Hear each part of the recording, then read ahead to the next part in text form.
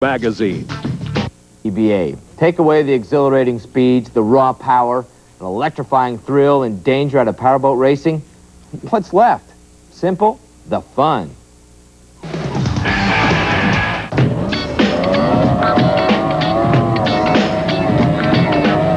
Thunder Ducks, Thundercat, Waterflight, Aquarius, Gemini, or simply Ducks. Whatever you want to call them, fans and racers are flocking to the shores of rivers, lakes, and oceans to catch a glimpse of these agile race machines. The Ducks have tripled their membership since affiliating with the American Powerboat Association as a special events category in 1994. But the Thunder Ducks have been intriguing spectators worldwide for over 12 years in countries like Australia, New Zealand, Namibia, Great Britain, France, and South Africa. One reason behind the sudden surge of interest here in the U.S. is the price. Just $8,000, less than the cost of a single propeller on most race boats, will transform a spectator into a racer. One of the big advantages of this new racing category is their diversity.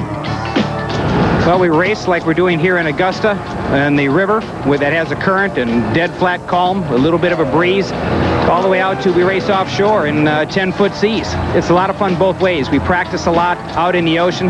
There's a lot of difference because we do salt and fresh water, so the boats have to be set up different for salt and fresh water. We'll be lined up next to a dock. The driver and the co-pilot will be holding their kill switch lanyards up in the air. When the green flag drops, then their job is to get both kill switches plugged in. Each driver has a kill switch, so that if one person comes out of the boat or if one person gets in an awkward position, the boat dies.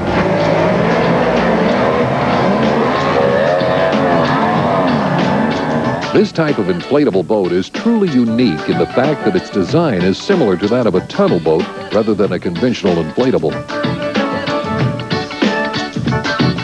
Sponsons on either side of the hull keep the boat riding on a cushion of air. After the flag drops, Thunder Duck drivers try to get their boats up and out of the water, pushing that fine line Formula One tunnel boat drivers of the OPC class refer to as the ragged edge. But the Thunder Ducks are capable of going where no tunnel boat driver would dare, the ocean. You have to be a little bit crazy. We're very close to the rubber room.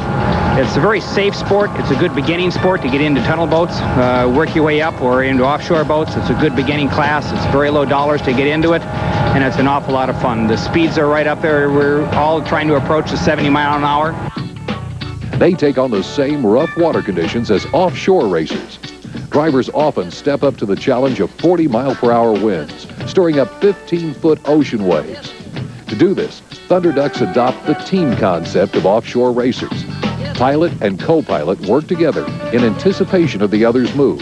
The co-pilot is always on the move, keeping his weight-sensitive craft in perfect balance while the driver both throttles and navigates their way through the ocean surf. Basically, the driver is the person that keeps control of the boat itself as far as handling when to accelerate, when to turn, a lot of those different aspects of the boat. These boats are very unique in the fact that they do have two people in them. It is definitely a team effort because the position of the person in the front of the boat really mandates when the driver reacts to the position of the course. This team approach is not only essential in surf racing, but river and inland lake racing as well. My responsibility in the back is I hold it wide open and get it around the corners. My son, Kelly, up front, what his responsibility is make us go fast. He's the ballast, he's the trim. He moves forward and back to trim out the boat. In the corners, he moves forward to sink a sponson so we can make the corners fast. And as soon as we hit the straightaway, he's moving back there with me so we can fly and force as much air underneath the boat as possible to lift up the boat.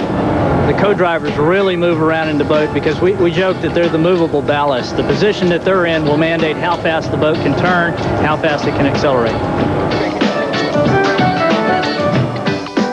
A reason behind the sudden surge of interest in inflatable racing due to the fact that the sport has attracted men and women of all ages. It has truly become a family sport. Now, the driver must be at least 18 years old. The co-pilot must be at least 14. The Thunder Ducks can be seen this month in Marysville, California on the 4th and 5th, and they wrap up the month in Isleton, California. Don't go away. Powerboats inside the